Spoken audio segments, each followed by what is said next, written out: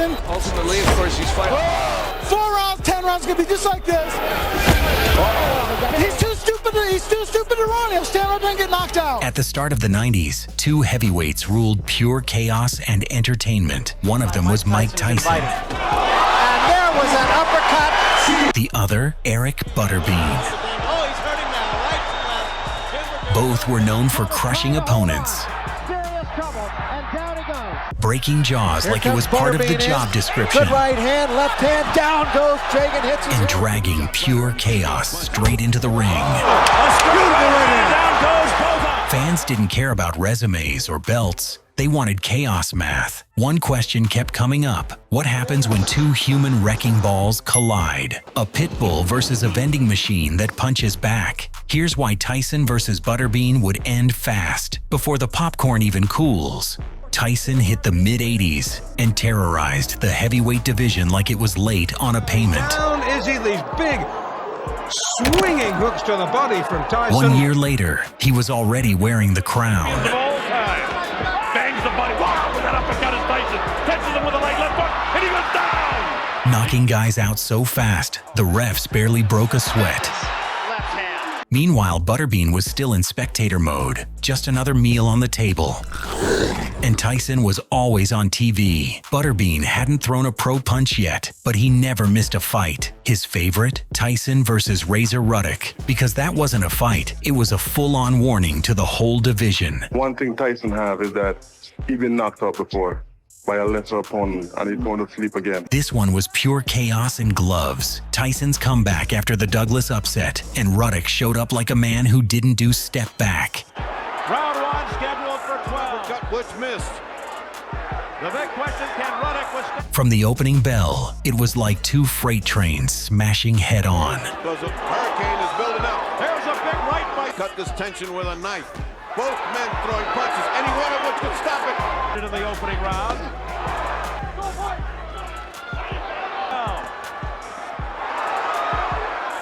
By round 3, Tyson unleashed a monstrous left hook, and Ruddock hit the canvas. Down goes Ruddock. He says he slipped. But Steele is counting. Still, Razor refused to go down quietly. He threw his bomb. Oh, all right. By Tyson doesn't seem to care. A hard body punch by Tyson hitting afterwards. Ruddock just went back. Now he's trying to get his uppercut. There's a left by Ruddock. A left by Tyson, and down goes Ruddock. What a counterpunch.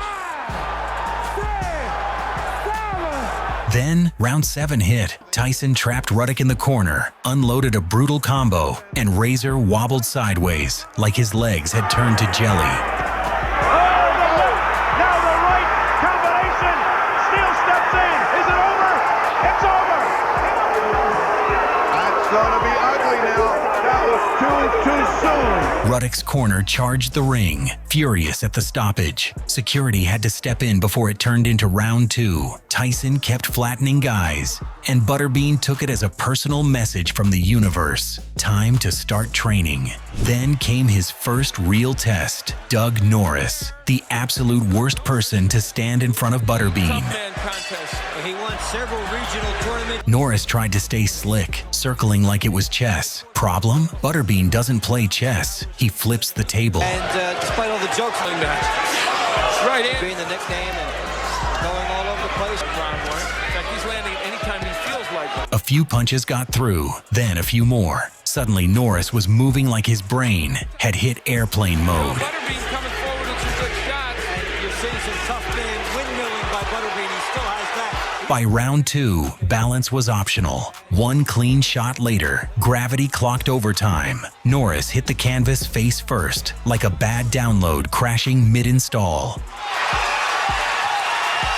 Well, it's wild now, folks, and there goes Doug Norris. It's over. Myself is Eric Esch. He's his right hand there, and he gets away with the windmill. Butterbean didn't just beat Norris, he erased him. So fast, so brutal, it gave people flashbacks to Tyson turning Marvis Frazier into a cautionary tale in under a minute. Scoring system if the rounds wind fast.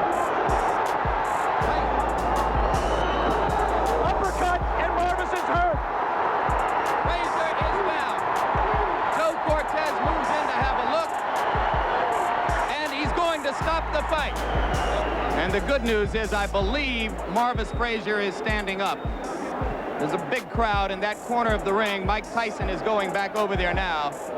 We'll take another look live at what is happening in the ring after you finish seeing this third replay. While Tyson was flattening guys like it was a monthly service, Butterbean was wrecking his own lane until boxing asked the real question: what happens when Tyson gets hit back? Then came Frank Bruno, and any sense of order disappeared. Tyson burst forward like he'd been launched, not released. One crushing right hand later, Bruno was down, and the message was loud and clear.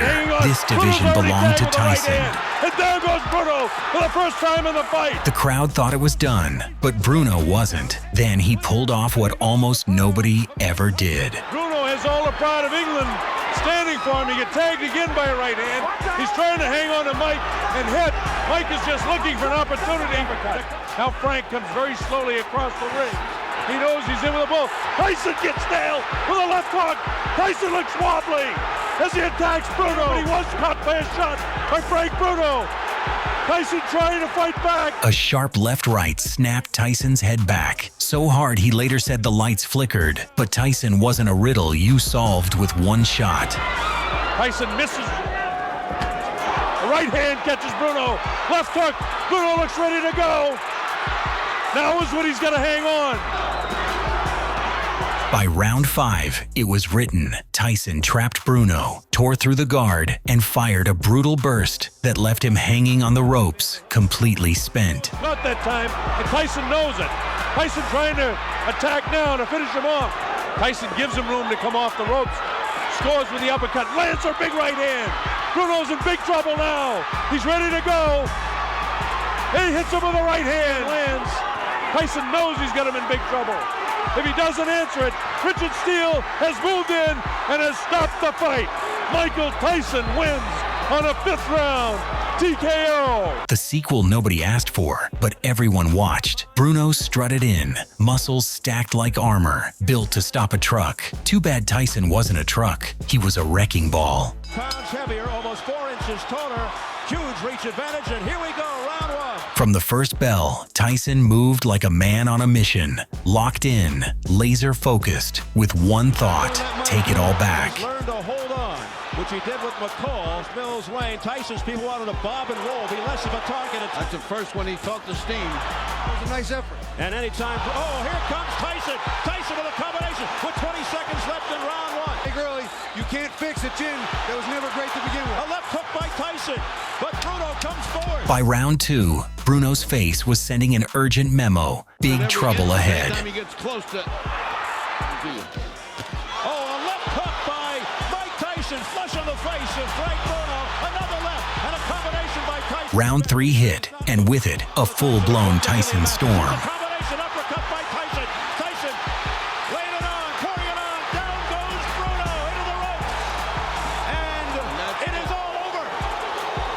It is all over here in round 3. Mike Tyson is champion again. Look at it. Mike lands a body shot there and then the hook. And then what he does best, he comes up, another hook and right hand. You'll see him rip the uppercut. There's one. Bruno is out, and now it's just a matter of pummeling and finishing the job. The coup de grace, done. Next up for Butterbean is Sean Jagen. And wow, bravery or questionable judgment. The second he stepped in, staying in the locker room, and blaming a glove allergy suddenly sounded genius.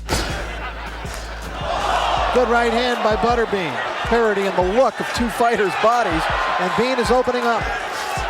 Jagen trying to answer back. Pro this year, this is his 9th professional bout this year. Out of Overland Park, Kansas, and he may want to take the first plane back to Kansas tonight. Here comes Butterbean in. Good right hand, left hand, down goes Jagen, hits his head hard. Fight is over. Right hand to the body, followed up with a right hand to the head. Combination left and right, down goes Jagen, hits his head very hard on the canvas. Jose Roberto walked in, ranked 10, tall, confident, and looking like he could actually make it through a few rounds. Ribalta tried to keep Tyson at bay, but Tyson slipped in like a snake and started hammering his ribs with brutal body shots. Take anything away from him. Not to try exchange punch for punch. He can't do that. In round 2, Tyson's short right hand hit, and Sentra dropped like someone yanked the plug on his controller. Mike Tyson is invited. And there was an uppercut. What a shot.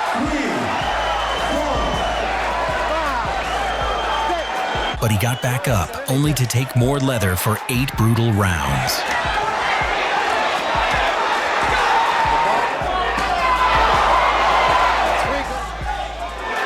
Ribalta got himself in trouble. By round 8, Ribalta looked like he'd been tossed in a washing machine on pain mode. Tyson sent him down again. And Jose got the worst of that one. The mouthpiece goes, and Tyson is on top of him. Ribalta ties him up. There is no spring, and there's a smashing left hand, and wisely, Tony Battle will send 5. But he just wouldn't quit, stubborn as a brick wall. Finally, round 10, Tyson had enough. He cornered Ribalta and unloaded punches like he was breaking out of jail. There's a big right hand, and Ribalta is about to go. And another big right hand, back to the bottom. He actually caught Tyson, ran from him. Until... Oh, what a shot, and Ribalta's down. He is up, but he... Oh, he seriously hurt this time, though. Hey, how you doing? Yeah, that's a fighter.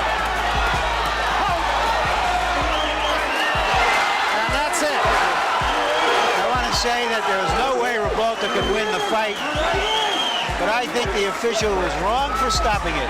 On August 19th, 1995, Tyson returned after 3 years off, and poor Peter McNeely basically volunteered to be the welcome mat. Keep laughing, keep laughing.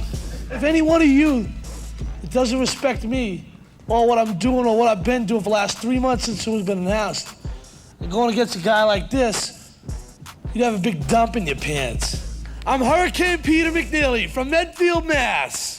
On Saturday night, watch me kick Tyson's ass. But if you haven't made your pay-per-view arrangements yet, make them soon.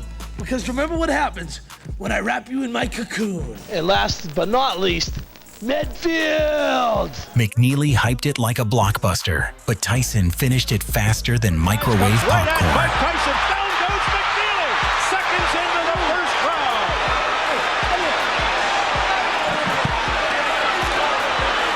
Tyson seeming to just hang back there waiting for that. Seconds into the fight, McNeely on the canvas.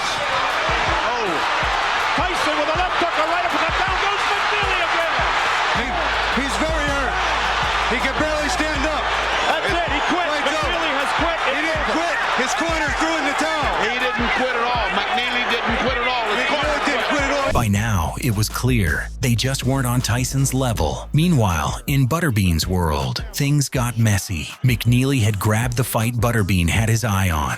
When Butterbean finally faced McNeely, it wasn't just a fight, it was personal. He wasn't after a win, he was after payback. He had a long time where he was under drugs and heavy drugs. Let's go to this. Butterbean goes right to it. Fighter, he fights good 4-round fights. It's lighter than Butterbean. There's a little Too much. Didn't die to train his life. to the glove of McNeely.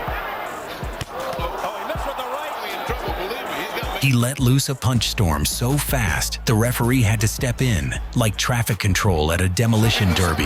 But a little bit of money went on McNeely. Oh, McNeely's head back. Another uppercut. It's all Butterbean. McNeely ready to go. And that's it. Jane 80 steps in and stops the fight. McNeely stayed standing, but looked like he'd just survived a blender on high. He just says that's enough. That's what you call overwhelmed. There's no one in the world today could beat me. When this fight was announced, fans expected history, the old master versus the young destroyer. Instead, it felt like a bad time travel mistake. The other day, I said it to the newspaper the other day that Mike Tyson can't carry my jockstrap. I'm going down in history, not Mike Tyson. He go down in history as the SOB. Larry Holmes showed up from the early 80s, jab sharp and calm intact, then ran into a monster built for 1988. And Tyson, he didn't care about resumes or respect. The event that it is. Round 1. From the opening bell, Tyson charged like history had insulted him. Every punch felt like a retirement notice. Before the fight.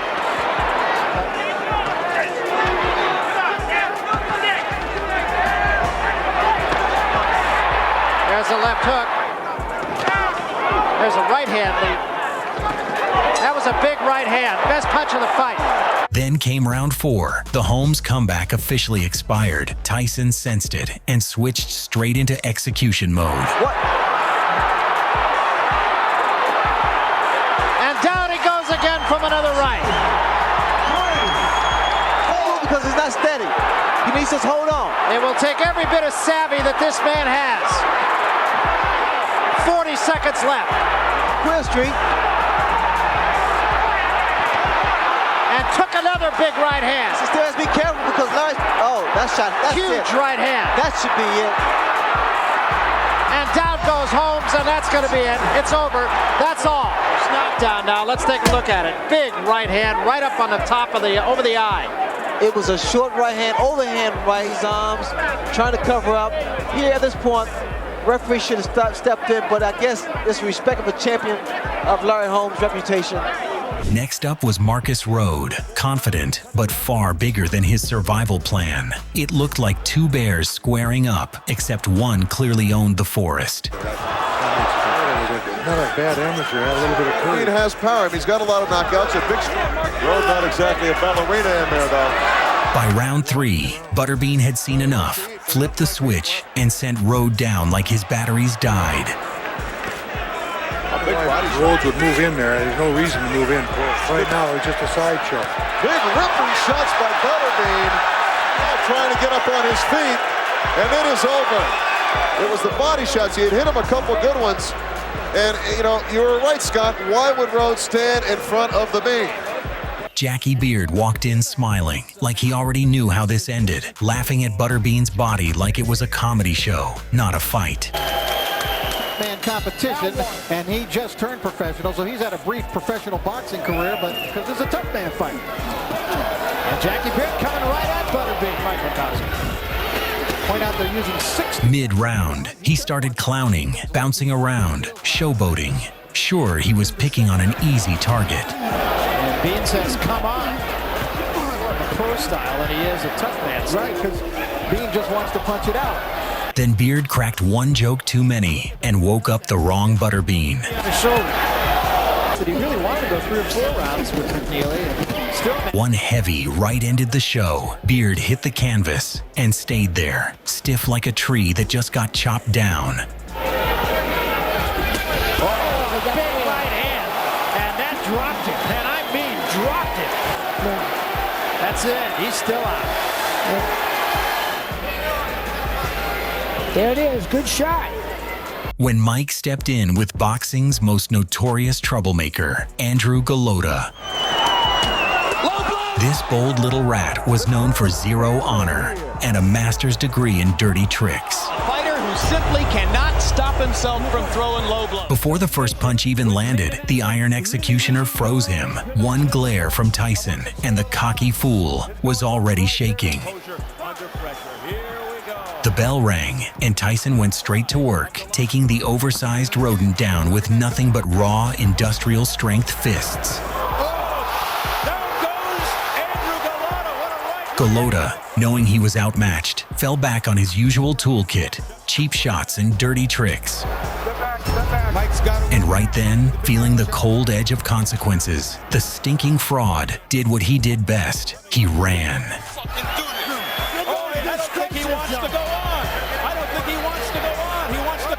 A full-blown sprint, a historic retreat. The crowd made sure he heard it loud and clear. This pathetic chicken had just reserved a permanent spot in boxing's Hall of Shame.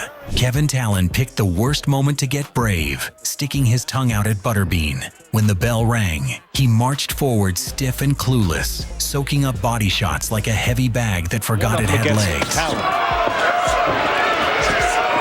Talon with some counterpunching of his own. Butterbean missing with the right hand, scoring with a left and a right as Talon comes in. He somehow survived 2 rounds, just long enough to start believing the impossible. Trying to add his 30-second knockout. And he sends Talon down here in round 2. Round 3 hit, reality caught up, and Talon finally folded, surrendering to the canvas. Terrell Jones, the great defensive lineman from the Dallas Cowboys. Different psyche. It's a whole different sport. Well, the way Talon's getting tagged, he may think the opponent in front of him can nail him a little bit, like Funmaker. But Talon just scored a third-round knockout against Patrick Graham. Bored of knocking guys out at home, Butterbean headed south and turned Timbergoon into a roaming warning label. And he knows Timber. Like Butterbean, though, I seldom add damage. Here we go, right up. Once again, the Bean. Oh, he's hurting now, right to left. One final heavy barrage, and the ref dove in like a lifeguard pulling out a drowning tourist.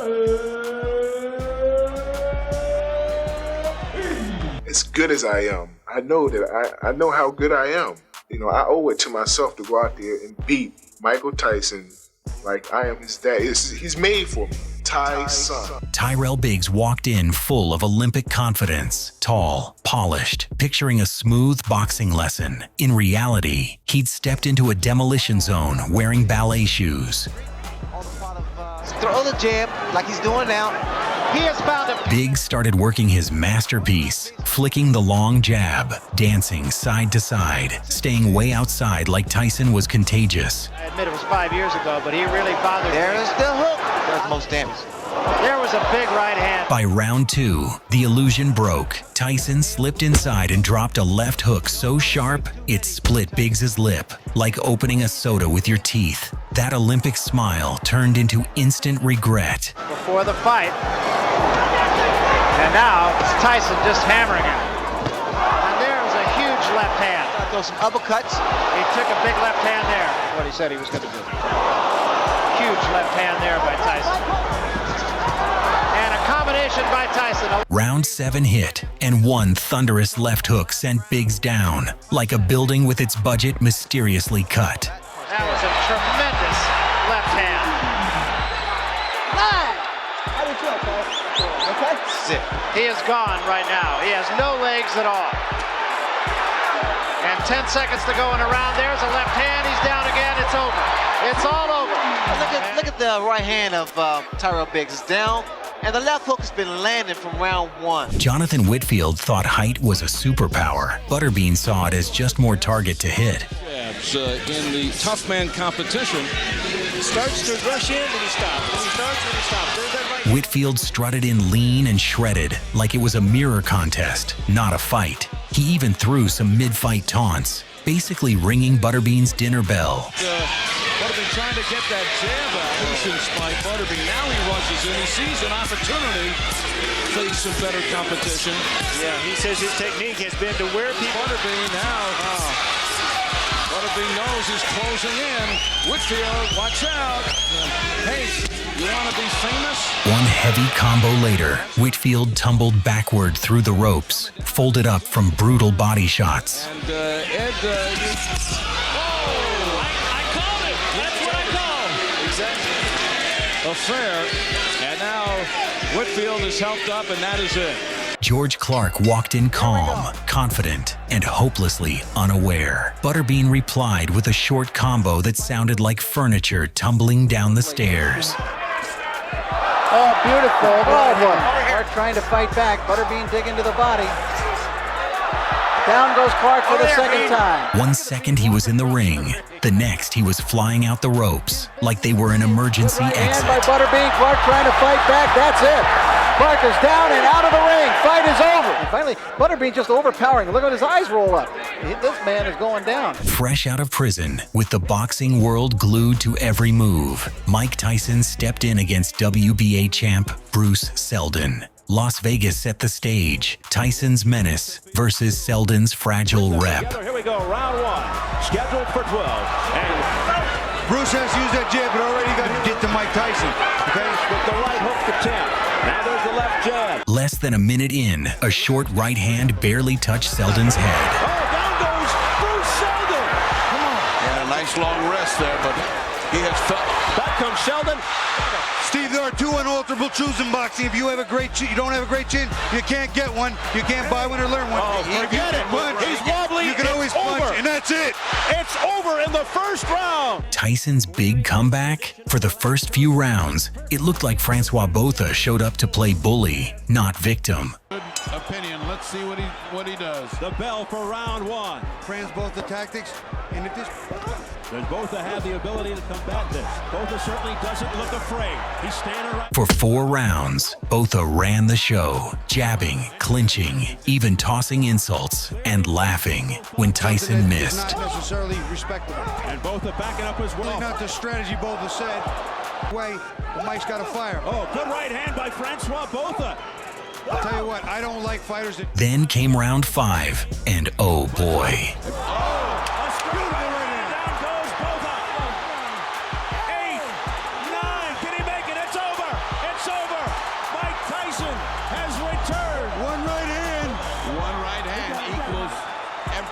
Neutralizes everything that was happening to him. That's what happens when you got a great puncher. Tyson let loose a short, savage right that exploded on Botha's chin like a mini thunderclap. One of those punches you hear before you even see it land. Next up for Butterbean, Patrick Graham. Way too confident for a guy standing in front of a walking demolition permit.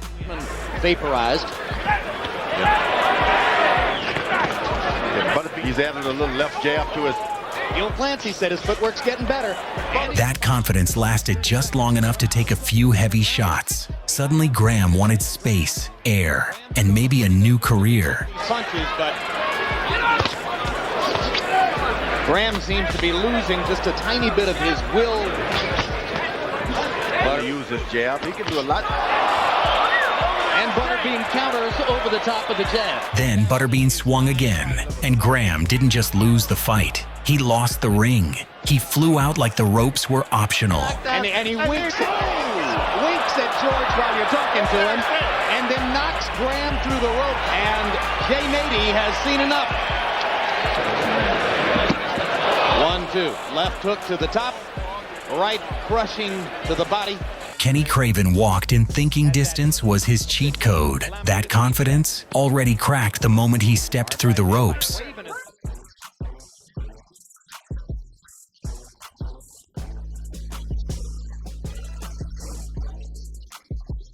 Once trapped, Craven's plan fell apart fast. Butterbean unloaded, swinging like he was clearing brush with bare hands. And here comes the inevitable.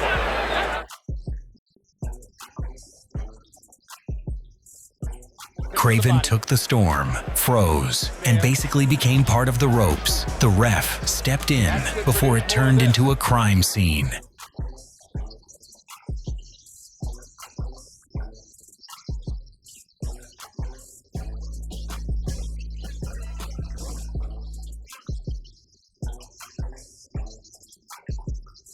The undisputed champ, Mike Tyson, walked in like a storm in a silk suit, calm outside, thunder underneath. Across the ring stood Tony TNT Tubbs, quick hands, slower feet, and carrying a few extra reminders of dinner. Mercanti says they're all set, and there's the bell for round 1. Round 1 felt like a chess match, played with sledgehammers.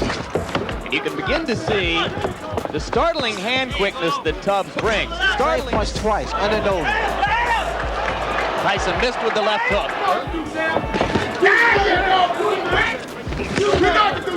Then round 2 hit, and the patience vanished. Tyson went to the body, short hooks slamming ribs like a door being shut. Good left by Tyson. Tubbs reeled. 30 seconds left. As he pulled back, Tyson uncorked a left hook that exploded on Tubbs' head like a flashbang. Tubbs is hurt. Tubbs is hurt badly. It was a left hook. And it's over. Odell Hadley has jumped in the ring. The fight is over. And I want to perform because the last fight, the Tyson and Bone Crusher fought was a waltz. And I don't plan to do the waltz. But the night of the fight, after the bell ring, I have no respect for him at all. Pinklon Thomas walked in with one of the sharpest jabs in the division. Smooth, technical, career-changing stuff. But on that humid Vegas night, he learned what happens when you try to jab a thunderstorm. Tyson is a 6-1 favorite. Tyson starts out with the right hand. From the first bell, Tyson charged out like he just decided patience was optional. The key to this punch, the jab puts the rhythm. Another big left hand. Thomas is hurt. Body. And another left hand. His legs are not rock solid at this moment either. And a big left hand right on the jaw of Pinklon Thomas. Thomas is in all kinds of trouble. To his credit, Thomas didn't panic. He fought back, snapped the jab, tied Tyson up, even landed a few clean shots to prove he wasn't a pushover. Hit the gloves, and the gloves confused Mike Tyson a little bit, right? He scored with that. But Tyson wasn't there for boxing lessons. He showed up to teach demolition. There was a big uppercut by Tyson. And a left hand, and that staggered Thomas.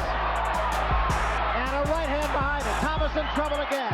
And now Tyson moves in for the kill. 2 uppercuts and a left hand. Thomas trying to hold on. Serious trouble. And down he goes. No! It's over. It is over. Tyson detonated a left hook that snapped Thomas's head like it had come loose. He's still in position to throw more punches, and it's just a matter of time. That left hook there was deadly. Jorge Limburger didn't even let the crowd get comfortable. Bell rings. Butterbean throws 2 punches, and it's over. Ultimately, of course, he's fighting. Oh! It didn't take long. Oh, it didn't take long for Butterbean to score. I don't think he's with us. That's it. He's out. On his feet, he's out. I have That one punch. I don't know how quick that was. I think that was about The quickest knockout I've ever seen. That's the first punch. Trying to Well, stick the that second jab on punch. him. There's that right to the body, and the left hook that landed flush on the jaw. Oh, that was a very wicked punch, and he shouldn't protest at all. He could have been seriously damaged if he continued against Butterbean tonight. There it is again. Like all the cocky geniuses before him, Rodney Phillips thought Butterbean's punches were safe to experiment with. Right hand as we come to the end. That confidence lasted 5 seconds. Then reality showed up, gloves on, weighing like a fridge.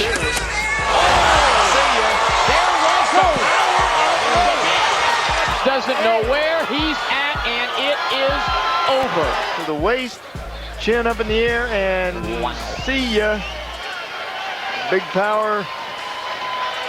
The Butterbean dropped the gauntlet. If this fight ever went down, it wouldn't be pretty. No matter the outcome, one winner was guaranteed. The viewers, munching popcorn while 2 disasters tried to end each other's night.